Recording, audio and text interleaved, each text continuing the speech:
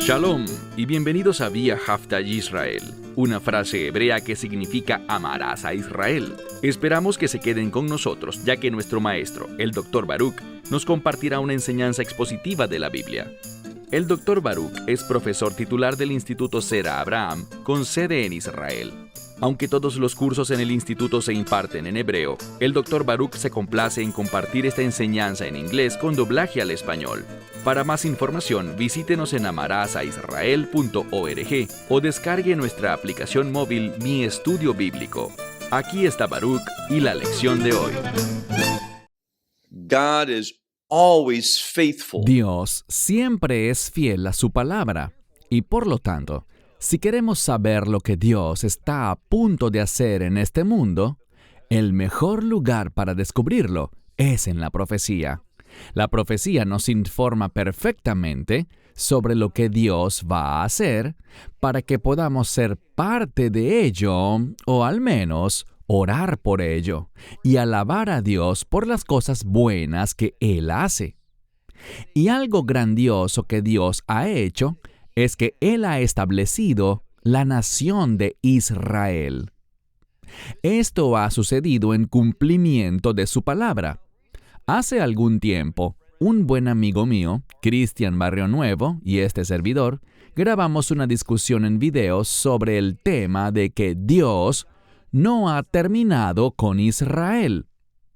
Cuando estudias proféticamente las Escrituras, descubrirás que uno debería anticipar, uno debería creer, uno debería estar orando para que Dios haga lo que dijo que haría, traer al pueblo de Israel de vuelta a su tierra, lo cual ha venido ocurriendo de una manera significativa, incluso en la actualidad. El hecho de que exista una nación de Israel es ciertamente un cumplimiento de la profecía, pero hay quienes critican esta perspectiva y hacen declaraciones como esta. Si la nación de Israel es un cumplimiento de la profecía, entonces, ¿por qué hay tanta impiedad en Israel? Bueno, lee proféticamente lo que Dios dice y permíteme darte un excelente lugar para comenzar. La segunda parte del capítulo 37 de Ezequiel. Voy a repetirlo. Ezequiel capítulo 37 en su segunda parte. Allí Dios dice que hará algo. Él producirá la restauración de la casa de Israel, Israel y Judá. Algunas personas dicen que Dios no emplea este término de Israel, sino que lo llama Judea y Samaria.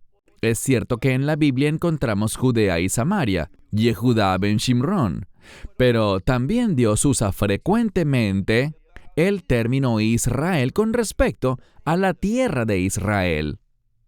Dice, por ejemplo, el Nuevo Testamento, que Dios va a restaurar el reino a Israel. Un reino que fue, dejó de ser y que será. Es lo que dice la palabra de Dios. Ahora, cuando hablamos de Israel como un cumplimiento de la profecía, algunos dirán, bueno, se realizan abortos en Israel. Desafortunadamente es verdad. Tel Aviv, por ejemplo, es una de las ciudades más pro-homosexuales del mundo. Eso es lamentable, pero no debería sorprendernos. Y de ninguna manera eso invalida la afirmación de que Israel, al constituirse como nación y al ver regresar su pueblo a la tierra, es un cumplimiento de la profecía. Ciertamente es un cumplimiento de la profecía. ¿Y por qué? Porque en Ezequiel 37, Dios dice, estoy trayendo al pueblo de regreso a la tierra. Y dice que lo hará en medio de su rebeldía, en medio de su idolatría, en medio de su pecado. ¿Por qué? El hecho de que el pueblo esté regresando a la tierra no es un resultado del mérito del pueblo judío, porque lo merezcamos o porque seamos espiritualmente rectos delante de Dios. Y por lo tanto Dios hace eso como respuesta a nuestra justicia. Dios no dice eso. Lee Ezequiel 37. Dios lo hará, ¿por qué? Para la gloria de su nombre, porque Él es fiel y porque Él hizo un pacto. Por lo tanto, Dios dice, los estoy trayendo de vuelta a la tierra en su idolatría, en su injusticia, en su rebeldía y en su comportamiento transgresor, debido a quien Él es. Pero, y este pero es muy importante, Dios dice que después de traerlos de vuelta a la tierra, Él producirá un cambio espiritual. Así que Dios lo hace debido a quien Él es, y no por algún mérito propio.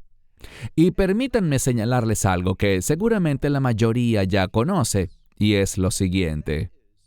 ¿No están agradecidos de que Dios nos amó tanto que siendo aún pecadores, envió a su Hijo a morir en la cruz? ¿No se sienten felices por eso? Nosotros no nos merecimos su sacrificio en la cruz. Dios no miró al mundo y dijo, los gentiles o Israel, la humanidad, tienen tanto mérito en esto. Son tan buenas personas que voy a enviar a mi Hijo a la cruz. ¿Es eso lo que pasó? No. Fue debido a su justicia, su amor, su bondad, su fidelidad, su palabra, que envió a su Hijo unigénito a este mundo. Así que, cuando oigo comentarios o leo comentarios y recibimos varios correos electrónicos y algunos comentarios en nuestros videos que son completamente ridículos, absurdos. ¿Por qué? Porque lo que la gente dice está en conflicto con la palabra de Dios. Y tienen que preguntarse esto. La gente, y oye esto con mucho cuidado, la gente es libre de criticar a Israel. Cuando la nación de Israel hace algo que no está en obediencia a la palabra de Dios, está bien criticar a Israel, como a otras naciones o a otros grupos de personas u otros individuos. Está bien. Siempre que desees sinceramente ver un cambio en esa persona y que en amor le digas, esto no está bien y por lo tanto espero que te arrepientas porque has sido desobediente, has actuado en rebeldía, te encuentras en tinieblas. Pero aquí está el problema. Cuando es tan obvio lo que dice la Escritura y la gente lo ignora, solo hay dos posibilidades. O son altamente analfabetos en la palabra de Dios, lo cual podría ser el problema, o tienen cierto grado de antisemitismo. Cuando manejamos diferentes estándares para un grupo que para el otro, debemos preguntarnos, ¿es realmente la iglesia parte del plan de Dios? Quiero decir, mira algunas de las cosas que dicen las denominaciones y que los cristianos están haciendo. Tanta inmoralidad, tanto abuso sexual. Y podríamos repasar una letanía de cosas. Cada vez que tratamos con seres humanos, incluso individuos salvos, individuos regenerados, todavía habrá pecado. Entonces, mirar algo y decir, allí hay pecado, por tanto Dios no puede estar involucrado en eso. Dios no es parte del pecado, pero Dios obra con pecadores. ¿No te alegra que sea así?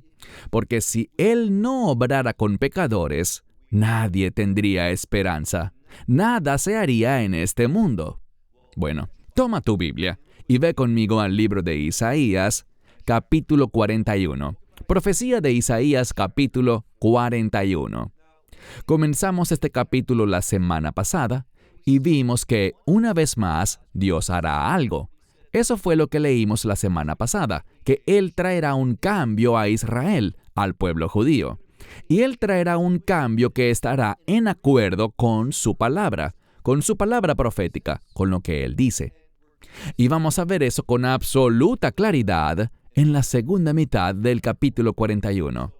Así que lee conmigo Isaías capítulo 41, comenzando en el versículo 14. Dios dice lo siguiente. Él habla en femenino porque se dirige a la nación. Israel, en hebreo, es un sustantivo femenino. Así que dice, no temas, y luego dice, oh gusano de Jacob. Aquí la palabra tolaat también es femenina. Así que está hablando con Jacob refiriéndose al pueblo judío. Dice, no temas. Y es muy interesante. Él llama a Israel, por supuesto aquí usa el término Jacob, en referencia al pueblo judío. ¿Y cómo los llama? Tolaat, gusano. Eso no es un cumplido. Un gusano representa algo impuro, algo decadente, algo que no es apropiado. Pero Dios le dice al pueblo judío, en ese estado espiritual, no temas. ¿Por qué? Porque Dios está por hacer algo. Esto es lo que debemos entender. Dios hace eso con el pueblo judío y con los gentiles. Él mira a aquellos que están en bancarrota espiritual, aquellos que están en rebeldía y en decadencia espiritual, y les dice, voy a moverme por gracia. Voy a moverme porque soy misericordioso. Voy a hacer algo porque soy un Dios amoroso, y mi deseo es que nadie perezca. Así que Dios se mueve. Ahora, las personas tienen que decidir. Mientras Dios extiende su mano, mientras el Espíritu viene a tocar el corazón de la persona, ¿qué va a hacer esa persona? Bueno, vemos de una manera única que, de forma natural, Israel en los últimos días, y me refiero al extremo final de la semana 70 de Daniel, cuando vean al Mesías venir, en un tiempo de gran desesperación para ellos, en un tiempo en que 2/3 del pueblo habrán sido asesinados, es decir, 2/3 del pueblo judío muertos, ejecutados por el enemigo. Entonces ocurrirá algo. Dios se revelará a sí mismo por medio de la persona de su Hijo unigénito, el Mesías Yeshua. E Israel, 1/3 de los que hayan sobrevivido, todos los que estén vivos en ese momento, le dirán que sí al Mesías. Gloria a Dios por eso. Y si no eres judío y estás viendo esto, deberías estar sumamente feliz. ¿Por qué? Porque cuando ese momento suceda, ¿sabes qué hará Dios justo después? Él establecerá su reino. Y eso es lo mejor. Así que Dios, el Dios soberano, tiene un orden de eventos. Él traerá al pueblo de vuelta a su tierra, en medio de su desobediencia y su idolatría, pero Él los cambiará. 2/3 se perderán, pero 1/3 experimentará ese cambio y llegará a la fe. Y aquí está hablando de un cambio maravilloso. ¿Y cómo ocurrirá este cambio? Leemos aquí, no temas, oh gusano de Jacob. Y luego nos dice de quién está hablando, oh hombres de Israel. Ahora, ¿por qué no debemos temer? Leemos, te he ayudado. Si tu Biblia dice, te ayudaré, lo que están haciendo es interpretar en lugar de traducir. Literalmente dice, te he ayudado en pasado. Pero, ¿será que esa ayuda realmente ocurrió ya? En este contexto, no ha ocurrido, por eso algunos dicen, te ayudaré. Entonces, ¿por qué está en pasado si aún no se ha hecho? Porque a veces, el tiempo pasado se usa para mostrar una promesa segura, que Dios está garantizando algo. Esto va a suceder. Es tan cierto como si ya estuviera hecho. Así que dice, te he ayudado. Y luego tenemos otro término de promesa, declara el Señor. ¿En qué consistirá esta ayuda? Tenemos un fuerte indicador al respecto más adelante, porque dice, ¿quién es este Dios del que está hablando? Es aquel que es tu Redentor, el Santo de Israel. Yo pienso que es muy desafortunado que la gente, y recibimos muchos comentarios y correos electrónicos en contra de este término, Israel. Pero lo que vemos aquí es que en esta escritura, Dios se revela a sí mismo como el Santo de Israel. Si ese término te molesta, si no te gusta el término Israel, si no te sientes en paz con él, te diré algo. no estás en paz con Dios. Estás en rebeldía. Tienes un problema espiritual.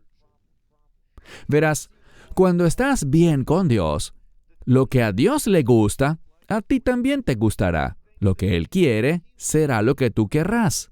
Te someterás a eso. Serás atraído a esas cosas. Y las cosas que desagradan a Dios serán cosas que te desagradarán a ti. No vas a querer nada de eso. Te darás cuenta de que son malas. Cuando una persona comenta que Israel no es una buena palabra, ¿han leído alguna vez la Biblia? ¿Se han encontrado alguna vez con un versículo como este que dice, tu Redentor, el Santo de Israel? Pasemos ahora al verso 15. He aquí, una frase para captar la atención. He aquí, te haré, y este es un término para establecer o constituir a alguien.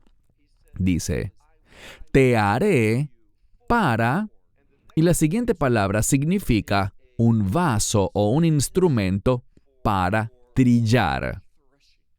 Y dice aquí, un instrumento de trillar nuevo y afilado, que algunas Biblias traducen como dientes, pero realmente habla de un instrumento que está afilado por ambos lados, como una espada de doble filo.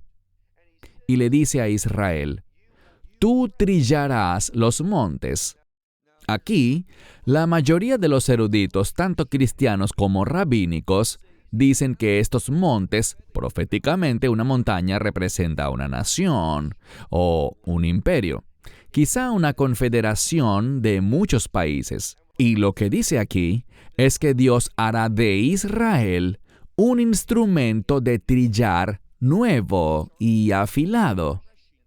Y dice que trillarás los montes, es decir, a las naciones. Y dice, Vei Tadok. Esto deriva de una palabra que significa moler algo y volverlo polvo, convertirlo en algo muy fino. Es otra manera de decir que Israel destruirá a las naciones, que tendrá la victoria. Esa destrucción es causada por Dios. Él dice, yo te haré este instrumento afilado. Y a los collados, que es otro término para naciones o países, muchas veces más pequeños o de menor importancia, dice, en hojarasca los convertirás, lo que significa que van a ser arrasados, que no podrán mantenerse firmes ni resistir lo que Dios hará por medio de Israel. Esto es lo que Dios está prometiendo. Y esta no es una profecía que ya se ha cumplido, es una que será cumplida. Existen paradigmas de ella, pero en última instancia, esta es una profecía de los últimos días.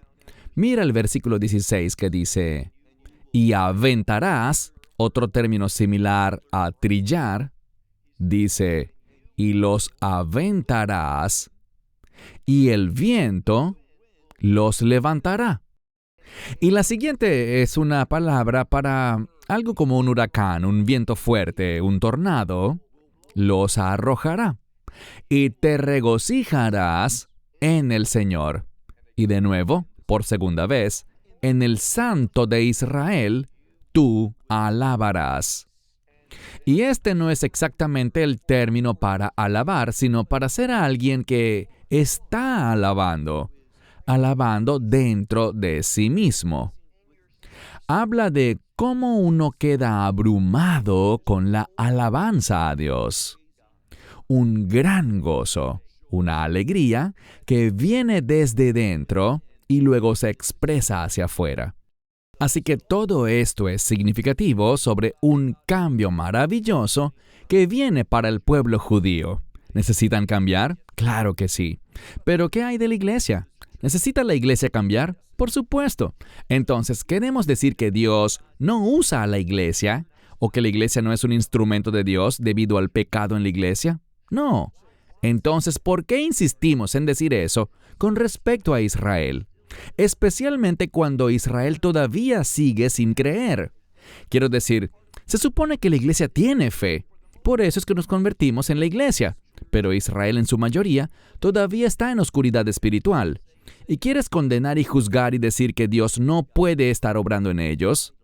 Dios está obrando poderosamente. Solo abre tus ojos. Mira los cambios que están ocurriendo en esta tierra. Tengo el privilegio de vivir en Israel y he visto los cambios. Hemos vivido aquí durante más de 20 años y he visto cambios enormes, tanto desde el punto de vista de la tierra, cómo ha crecido, cómo ha cambiado la tierra. Lugares que estaban completamente desiertos, sin vegetación, ahora se han convertido en huertos, en viñedos, en tierras de cultivo. Son asombrosos los cambios que han ocurrido en un periodo de tiempo relativamente corto, y más cambios están por venir. Y si conoces profecía, sabrás que Dios dijo esto: cuando el pueblo es rebelde, la tierra no prospera, no da mucha producción, no genera los frutos de la agricultura que solía generar. Eso demuestra la condenación y el desagrado de Dios. Pero a medida que la tierra se vuelve más próspera, significa una de dos cosas: una buena condición espiritual del pueblo judío, o que Dios está a punto de moverse. Y en los últimos días, esto significa que Dios está a punto de moverse de una manera muy visible.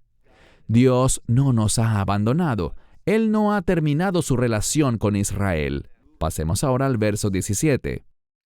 Dice aquí: los pobres y los necesitados buscarán agua. Esto está hablando de aquellos que, como dijo el Mesías, son pobres en espíritu. Son quienes tienen sed de justicia. Están llegando al punto en que buscarán agua. Y sabemos que el Mesías dice: si alguno tiene sed, que venga a mí. Esto es sed espiritual. Es un lenguaje simbólico y continúa. Y los pobres, o los afligidos, y los necesitados buscarán agua, pero no habrá. Y sus lenguas se secarán de sed. Yo, el Señor, les responderé. Así que, cuando ya están a punto de perecer, cuando no hay nada que les pueda satisfacer, allí leemos: pero yo, el Señor, les responderé. Es la palabra amén. Esto es importante porque algunas traducciones dicen: los oiré. Bueno, para responder tienes que oír, pero la palabra es les responderé, un término para una respuesta. Dios dice: y yo, el Señor, les responderé. El Dios de Israel, yo no los abandonaré. ¿Oíste bien? Es una promesa. Y lo que el Mesías enseñó es que hasta que eso no suceda, hasta que Dios no haga lo que está diciendo que hará en esta profecía, el reino no vendrá. Tenlo por seguro. Hasta que Israel no se vuelva al Señor, y eso ocurrirá, no se producirá el establecimiento del reino de Dios. Verán, todos deben dejar de lado su odio y su antisemitismo y empezar a estudiar la palabra de Dios. La mayor solución para el antisemitismo es entender las Escrituras y entenderlas tal como están escritas, sin tratar de espiritualizarlas, sin explicarlas de otra manera, sin decir que todo es simbólico. Dios dice claramente aquí: yo les responderé. ¿Quién? El Dios de Israel.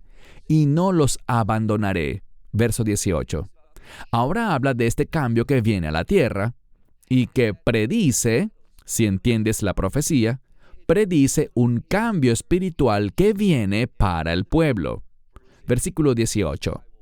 Abriré sobre los Shefaim. Shefaim puede traducirse como mesetas elevadas, que son planas y que realmente no tienen vegetación alguna.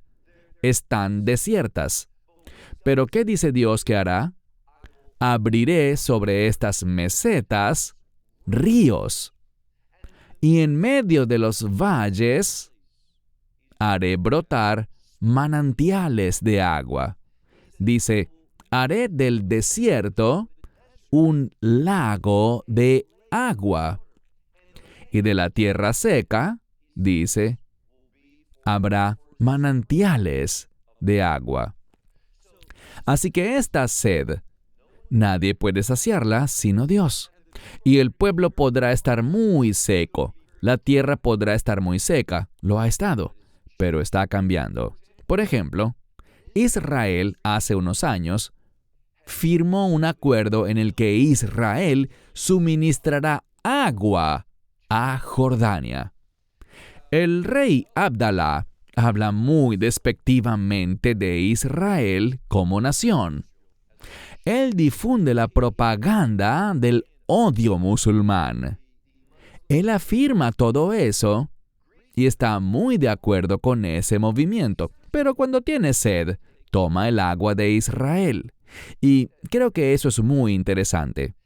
Él también dice algo sobre el pueblo judío, que a pesar de que existe un acuerdo de paz, y uso este término muy ligeramente, entre Jordania e Israel, hay mucho odio que proviene del parlamento en Jordania y de los ciudadanos de Jordania contra el pueblo judío. Pero aún así, Israel está demostrando amor por aquellos que se consideran nuestros enemigos, dándoles agua.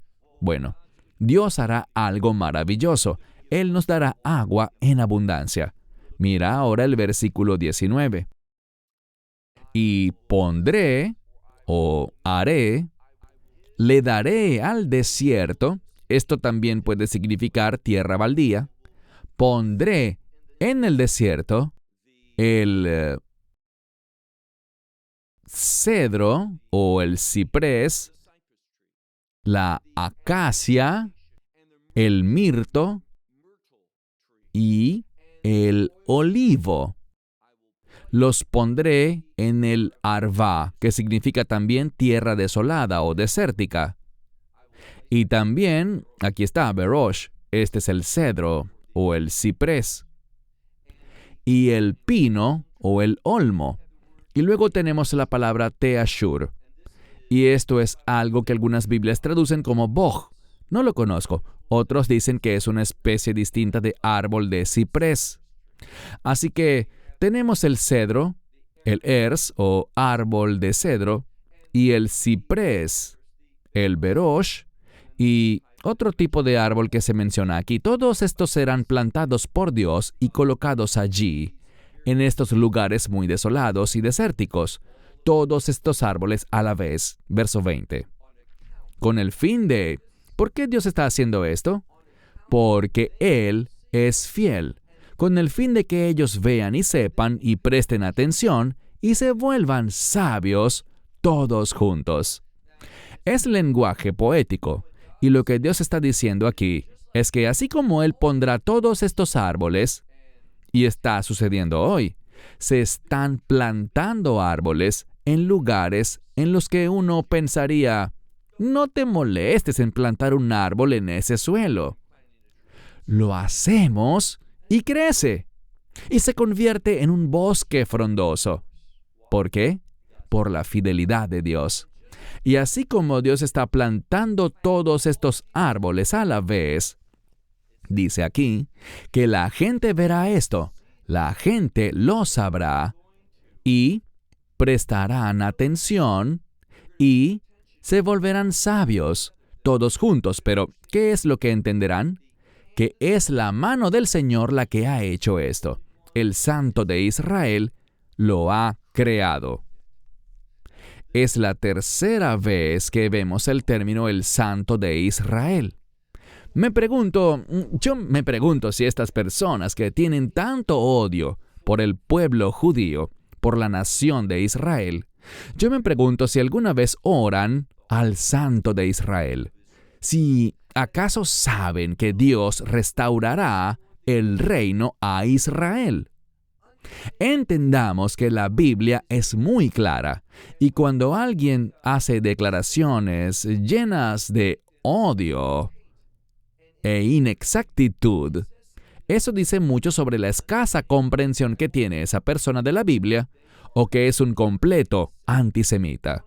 Uno de dos. Espero que sea ignorancia, porque en esos casos eso podría resolverse con un buen estudio. Pero para alguien con un espíritu lleno de odio, no hay esperanza. Puede que a veces la palabra de Dios los toque y el Espíritu de Dios produzca un cambio, pero muchas veces tal nivel de odio es muy difícil de erradicar. Verso 21.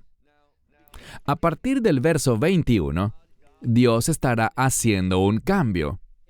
En los versos que hemos estudiado hasta ahora, del 14 al 20, hemos visto algo, y es que Dios ha declarado lo que va a hacer. Pero ahora estará hablando del problema que ha plagado al pueblo judío. ¿Cuál será? La idolatría. Y el contexto es este. Dios está diciendo, ¿han encontrado faltas en mí? ¿Acaso no he sido fiel? ¿He hecho algo contrario a mi palabra que los haya motivado a ustedes legítimamente a buscar otros dioses? ¿Es eso lo que ha sucedido? Recuerden esto porque leemos en el verso 21. Acerquen su queja. Ustedes tienen una queja contra el Dios de Israel por la forma como he tratado al pueblo judío. Él les dice, acérquense y traigan su queja, dirá el Señor. Luego dice, presenten sus cosas fuertes, es decir, sus argumentos pesados. Hagan su mejor caso, en otras palabras, contra mí, dirá el rey de Jacob. Verso 23. Tráiganlo. Declárennos lo que ha sucedido. Ahora, Él habla aquí, y Dios dice, ya que los ídolos son tan deseables, traigan todo esto y díganme, revélenme a mí lo que ellos han dicho que sucederá. Las cosas pasadas, lo que sucedió, declárenlas para que prestemos atención y sepamos el final de todo o de los eventos que están por venir. Él dice, proclámenlo, háganlo escuchar. Él está desafiando a los ídolos. Está diciendo, estos dioses tras los cuales han ido, estos que están adorando en los lugares altos, esa clase de conducta lo que ha traído realmente es desolación a la tierra. Pero Dios quiere hacer un cambio por quien Él es, por su carácter. No porque lo merezcamos, no porque lo hayamos ganado o porque seamos personas justas. No, Dios es justo, Dios es fiel. Por tanto dice, ustedes que adoran ídolos y que no me están siguiendo a mí, ¿esos ídolos han declarado algo? ¿Han hablado de las cosas pasadas? ¿Fueron ellos los que anunciaron estas cosas pasadas que ocurrieron y ellos las entienden? ¿Han podido declarar lo que vendrá para que lo sepamos y podamos responder? Eso es lo que está diciendo. Verso 23. Que declaren las cosas que están por venir al final, para que sepamos si son dioses. O sea, si estos ídolos son dioses, entonces deberían poder profetizar. Deberían poder revelar lo que va a suceder. Deberían dar una explicación de lo que ha sucedido para que podamos entender si es que realmente son dioses. Entonces dice, Af Tidibu, lo que significa déjenlos hacer el bien o déjenlos hacer el mal, para que podamos observarlo y podamos verlo juntos. Que digan algo o que hagan algo, ya sea bueno o malo, pero que hagan algo. ¿A qué quiere llegar? A que los ídolos no pueden hacer nada, ni bueno ni malo. No tienen poder. No hay nada que puedan lograr. No tienen la capacidad de oír, de ver, de oler, de saborear, de hablar o de caminar. No hacen nada. Así que Dios dice que hagan algo si realmente son dioses, sea bueno o sea malo, para que podamos verlo y podamos observarlo. ¿Qué hacen los ídolos? Nada. Y eso les funcionaba muy bien a los vendedores de ídolos porque ¿qué hacía la gente con frecuencia? Compraban un ídolo, lo adoraban, le hacían ofrendas y todo lo demás, pero no había respuesta. ¿Qué hacían luego? Tomaban el ídolo y lo rompían, lo lanzaban al suelo, lo partían en pedacitos. ¿Y luego qué hacían? Iban y compraban otro, pensando que seguir haciendo lo mismo produciría algún día un resultado distinto. ¡Qué necedad! Así es como Dios desafía al pueblo. Verso 24. Él dice, «He aquí, ustedes son nada». Aquí habla directamente a los adoradores de ídolos y a los ídolos mismos. «He aquí, ustedes son nada, y sus obras son nada». Y luego vemos la frase toivá. Esto es una abominación o alguien abominable, uno que no es bueno, uno que practica la iniquidad. Y dice, el abominable los elegirá a ellos. ¿Por qué? Él elegirá la idolatría porque no quiere cumplir la voluntad de Dios. Él dice, no, estos son mis dioses. Todo con tal de justificar las abominaciones y pecados que quiere cometer. Por eso existe la idolatría. Es un intento de justificar el comportamiento pecaminoso. Así son quienes los eligen, dice Dios. Verso 25. El verso 25 habla de alguien que va a traer un cambio. Leamos el verso 25. Dice, «He levantado a uno del norte, y él vendrá desde el oriente», literalmente desde el resplandor del sol, un modismo para referirse al oriente. «Y él invocará mi nombre». Así que hay alguien que viene y que invocará el nombre del Señor. Bien, algunos dirán que se trata de Nabucodonosor. Otros dirán, la opinión más común tanto entre rabinos como entre cristianos, que se trata de Ciro, Koresh. Ahora, cuando lo analizamos, todo lo que dice, y no me gusta interpretar algo que no está claramente dicho, pero hay uno que viene desde el norte, fuera del norte, y desde el oriente. Habla de alguien que viene a la tierra de Israel, de la manera más común. Y esto generalmente tiene una connotación de juicio, desde el oriente, juicio. Así que dice, he levantado a alguien del norte, y él vendrá desde el oriente, él invocará mi nombre y vendrá. Y luego vemos una palabra para príncipes, aquellos que son autoridades, líderes. Dice, estos líderes serán como Homer, como ese material. Algunos lo traducen mortero, otros dicen arcilla, y como el alfarero pisa sobre la arcilla. Lo que está diciendo es esto. Este que viene no tendrá ningún problema con estos fuertes líderes. Él los moldeará y los formará como quiera. Ellos no podrán mantenerse firmes. No lo influenciarán, así como la arcilla no cambia al alfarero, sino que es el alfarero quien cambia la arcilla. El alfarero tiene autoridad absoluta. Puede hacer con esa arcilla lo que quiera. Eso es lo que hará este que viene. Verso 26. ¿Quién lo ha declarado desde el principio? Y la cuestión es, ¿quién ha hablado acerca de este que viene? ¿Quién lo ha revelado? Y luego dice, para que lo sepamos, y las cosas pasadas, para que podamos decir, ¿decir qué? Que podamos decir que este es justo. Pero aquí está el problema. No hay nadie que lo proclame, nadie que haga que esto se oiga. Y no hay nadie que oiga tus palabras. Es decir, él está diciendo que hay alguien que viene, pero nadie habla de él. Y cuando leímos sobre las falsas palabras de estos adoradores de ídolos, o lo que dicen los ídolos mismos, en realidad nadie les presta atención. ¿Por qué? Porque todo se trata de hacer lo que ellos quieren. Nadie quiere ser fiel a religiones idólatras. Simplemente quieren hacer su propia voluntad. Este es el mensaje del texto.